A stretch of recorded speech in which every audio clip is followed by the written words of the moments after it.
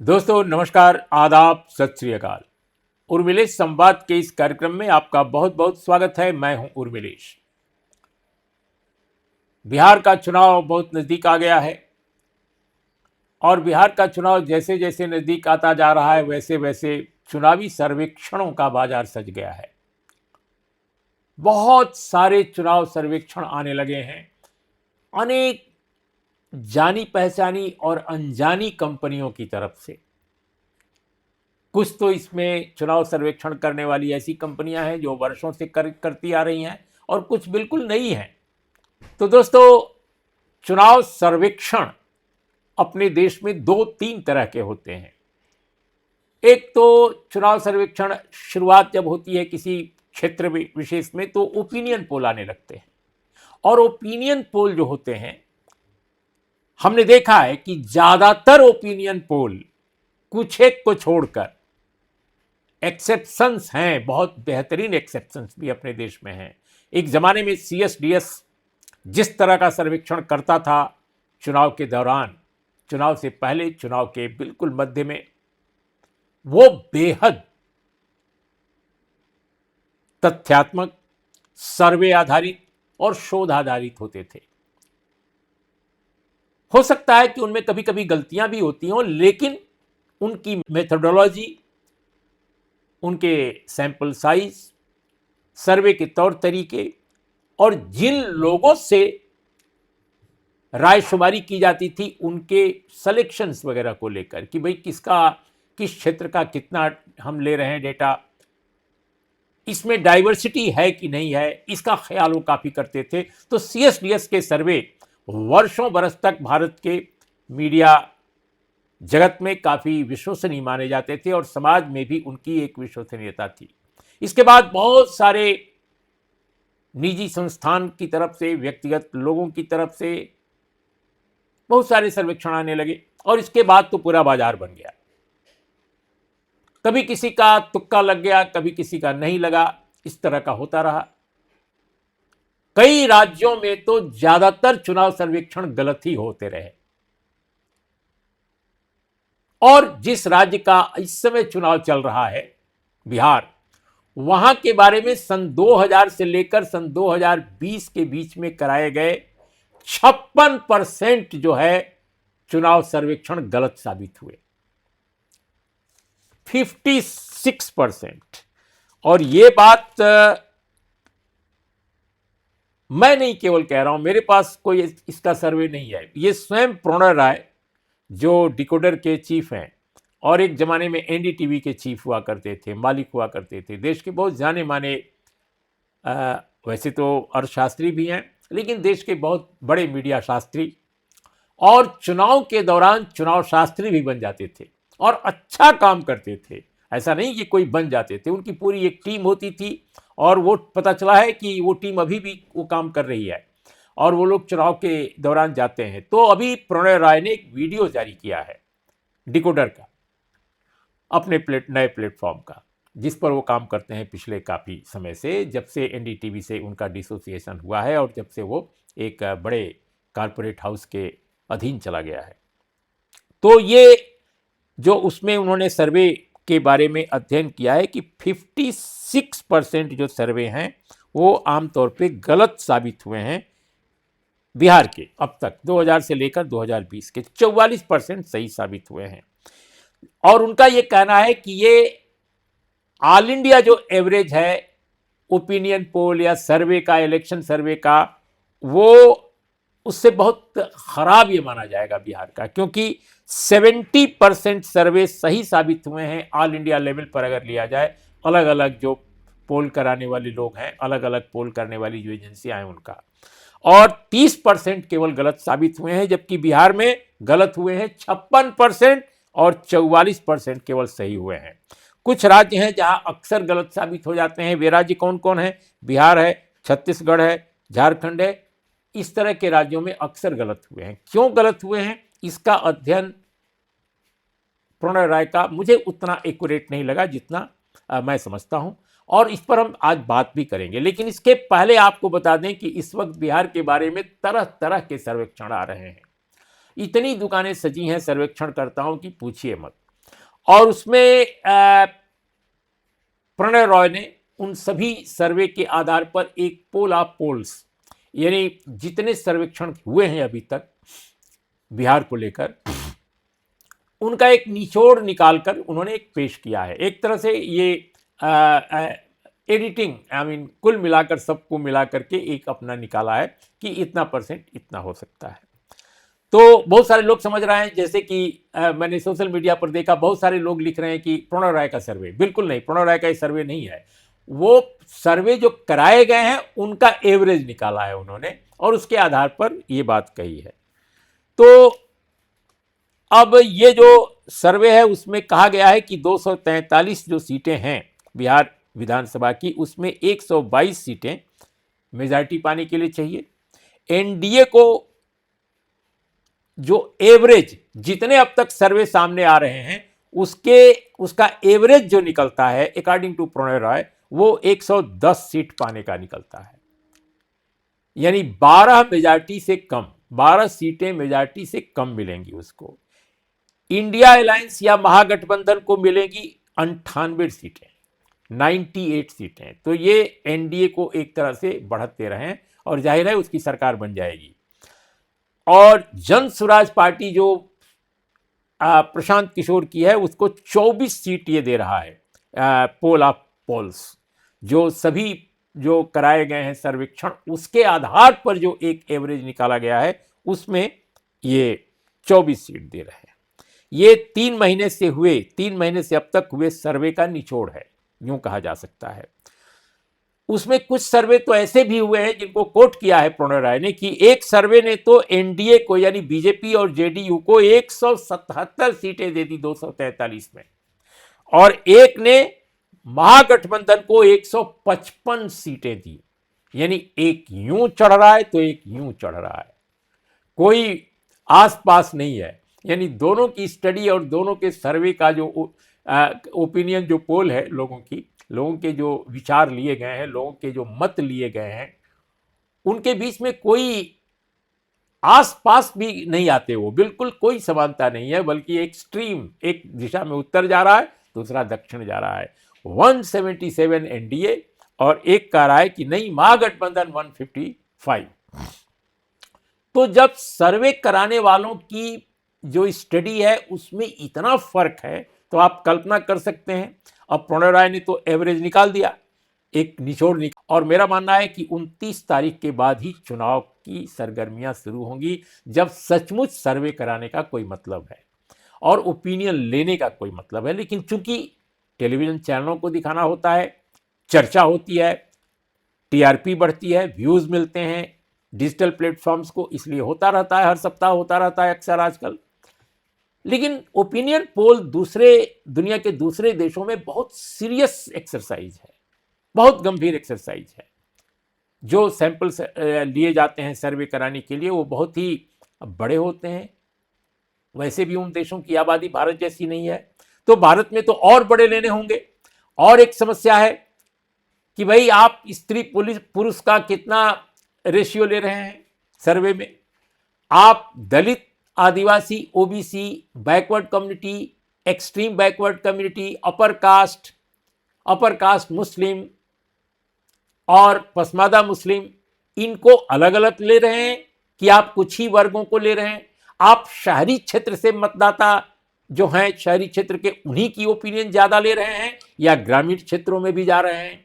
बिहार जैसे स्टेट में जहां अभी भी अर्बनाइजेशन दूसरे स्टेट्स के मुकाबले कम है, आप वहां पर ग्रामांचल से ज़्यादा ओपिनियन ले रहे हैं, या आप शहरों में चूंकि रहने की और घूमने की ज़्यादा सुविधा है इसलिए शहरों का ही केवल ले रहे हैं? तो ग्रामीण और शहरी क्षेत्र का जो संतुलन है वो क्या है, इसको भी मुझे लगता है कि जो सर्वे कराने वाले लोग हैं अपने टेलीविजन चैनलों पर बोलना चाहिए, दिखाना चाहिए। और दिलचस्प बात यह है दोस्तों कि अभी जो सर्वे कुछ आए हैं वो बड़े दिलचस्प हैं। अब उसमें मैं किसी का नाम लिए बगैर आपको कुछ सर्वेज का निचोड़ पेश करता हूं। अब कुछ सर्वे बताते हैं कि साहब तेजस्वी यादव मुख्यमंत्री के रूप में मोस्ट फेवर्ड पर्सनालिटी हैं, यानी सबसे पसंदीदा अगर कोई व्यक्ति है नेताओं में तो मुख्यमंत्री पद के लिए तेजस्वी यादव हैं। तेजस्वी यादव की स्थिति वही है जो नरेंद्र मोदी जी की स्थिति प्रधानमंत्री पद के उम्मीदवारों में होती थी कि भाई हमेशा शुरू से लेकर अब तक जितने सर्वे हुए हैं 3 महीने में, उसमें तेजस्वी यादव निरंतर ऊपर हैं। लेकिन जो शुरू में थे उससे अभी उनमें गिरावट है, लेकिन फिर भी टॉप पे हैं। 35 से लेकर और 37 के बीच में उनकी रेटिंग बताई जाती है। नीतीश कुमार की जो रेटिंग है वो 18 से लेकर के और 16 के बीच में बताई जाती है, यानी 18% या 16% लोग उनको फेवर कर रहे हैं। जबकि तेजस्वी यादव को 35, 38, 37 और एक समय 40 भी, इतने लोग फेवर करते थे, इतने परसेंट लोग। अभी भी वो टॉप पे हैं 37% के आसपास। कोई 36 कहता है, कोई 37 कहता है, कोई 35 कहता है, लेकिन टॉप पोजीशन पर तेजस्वी यादव हैं, खासकर अपने मुख्यमंत्री पद के उम्मीदवार के तौर पे। लेकिन इसमें बड़ी दिलचस्प बात है कि प्रशांत किशोर जो हैं, जो पहली बार जिनकी पार्टी चुनाव लड़ रही है, आम चुनाव, उनका जो रेशियो बताया जाता है वो नीतीश कुमार से भी ज्यादा है। यानी मुख्यमंत्री पद के जो न सिर्फ एक बहुत महत्वपूर्ण प्रबल उम्मीदवार दावेदार माने जा रहे हैं नीतीश कुमार, बल्कि वो 20 साल से मुख्यमंत्री हैं। और बहुत सारे लोग कहते हैं कि उनके खिलाफ एंटी इनकम्बेंसी उतनी नहीं है जितनी बीजेपी के खिलाफ है। तो उनके प्रशांत किशोर जो हैं, अगर 23-24% लोगों के पसंदीदा उम्मीदवार हैं मुख्यमंत्री पद के लिए, तो नीतीश कुमार महज 15-16% लोगों के साथ हैं। यानी महज 15-16% लोग चाहते हैं कि मुख्यमंत्री नीतीश कुमार ही बने, जबकि 35, 36, 37% तक लोग चाहते हैं इस वक्त जब मैं आपसे बात कर रहा हूं तो तेजस्वी यादव मुख्यमंत्री बने। ये सर्वे कहते हैं। सर्वेक्षण जो आए हैं बहुत सारे, हम सबका निचोड़ निकाल रहे हैं, तो वो लोग कहते हैं कि इतना। और प्रशांत किशोर को नीतीश कुमार से ज्यादा अंक देते हैं 23-24%। इसके पहले वो 18-19% दे रहे थे। अभी वो लेटेस्ट उनका दिया जा रहा है 22-23%। अब आप सोचिए, और नीतीश कुमार को कितना, 15-16%। तो ये बड़ा दिलचस्प है। चिराग पासवान को 8-9% के बीच में लोग रख रहे हैं। तो खैर चिराग पासवान तो वाकई ऐसी स्थिति है, लेकिन प्रशांत किशोर को कैसे नीतीश कुमार से भी ज्यादा पॉपुलर कैंडिडेट माना जा रहा है चीफ मिनिस्टर के लिए इन सर्वेज में, ये सर्वे कराने वाले ही जानेंगे। और इससे यह लगता है कि निस्संदेह यह सर्वे या तो अर्बनाइज्ड सेक्टर में ज्यादा हुआ है, और या तो फिर अपर कास्ट जो सेगमेंट है बिहार की सोसाइटी का, उसमें ज्यादा कराया गया है। मुझे लगता है कि कोई भी सर्वे अगर आप कराएंगे और अगर अलग अलग क्षेत्रों में, अलग अलग ढंग की आबादियों में, अलग अलग वर्गों, वर्णों, जातियों में, अलग अलग लिंग यानी जो स्त्री है और जो पुरुष है, उनका अगर प्रॉपर रेशियो नहीं बनाते अपने सर्वेक्षण में, तो कोई जरूरी नहीं है कि वो बिल्कुल सही साबित हो। और इसीलिए बिहार में जो 56% सर्वे के गलत होने का 2020 से 2000 से सन 2020 के बीच के 56% अगर सर्वे बिहार के गलत साबित हुए हैं, जिसके बारे में प्रणय राय का अपना आकलन है, अपना उनका अनुमान है, तो समझिए कि ये इसी गड़बड़ी के कारण कि आपने सर्वे कराने वाली टीम तो भेज दी, लेकिन आपने उनको प्रशिक्षित नहीं किया कि कितने क्षेत्रों में कहाँ जाना है, कितने लोगों को के बीच में जाना है। अगर आपका सैंपल बहुत कम छोटा सा है तो आप बिहार जैसे बड़े स्टेट का आकलन गोवा के सैंपल से नहीं कर सकते हैं या चंडीगढ़ के सैंपल से नहीं कर सकते हैं। तो ये एक बड़ी बात है। और दूसरी बात, अब मैं आता हूं दोस्तों प्रणय राय साहब के जो पोल ऑफ पोल्स का जो विवरण उनका है, उसमें उन्होंने भी ये सवाल उठाया है और उन्होंने कहा कि जो एनडीए और इंडिया ब्लॉक जो है यानी महागठबंधन, दोनों में एनडीए को बढ़त दिखाई गई है। 110 सीट एनडीए को दिया जा रहा है और इंडिया ब्लॉक को 98 सीट दिया जा रहा है, और जन स्वराज को 24 सीट दिया जा रहा है और किंग मेकर माना जा रहा है। बहरहाल जो भी हो, स्वयं प्रणय राय इसके बारे में ये नहीं कहती कि मेरा सर्वे है, वो तो निचोड़ निकाल कर बोल रहे हैं। हम उन पर इसलिए मेरा जो भी कमेंट होगा उन पर नहीं होगा, बल्कि जो सर्वेज आए हैं उन पर होगा। दोस्तों, पहली बात तो ये है कि इस आकलन में बहुत सारी समस्याएं दिख रही हैं, और वो इसलिए दिख रही हैं कि शायद सर्वेक्षण करने वाले लोगों ने बहुत सारे पैरामीटर्स अपने डिफाइन नहीं किए हैं।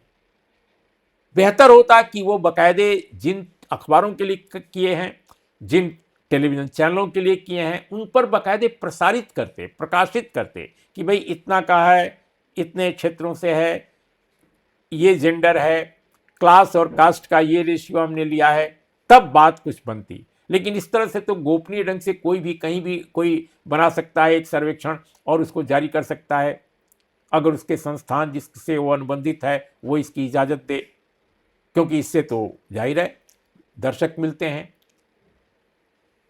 दोस्तों, प्रणय राय का मानना है कि दो कारणों से बिहार के सर्वे गलत साबित होते रहे हैं। एक तो महिलाएं जो हैं पुरुषों के मुकाबले उनका जो मतदान का प्रतिशत बिहार में है वो ज़्यादा हुआ है, होता रहा है, इसके आकलन में गड़बड़ी।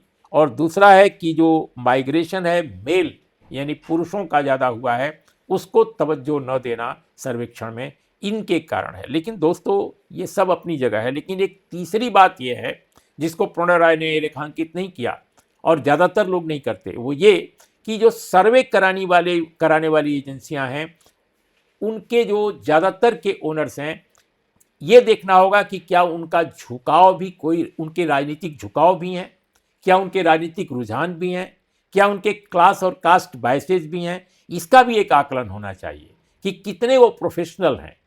और दूसरी बात, बिल्कुल आखिरी बात, दूसरी यह भी देखा जाना चाहिए कि जो सर्वे कराने वाली टीमें जा रही हैं, वे टीमें कितनी प्रशिक्षित हैं।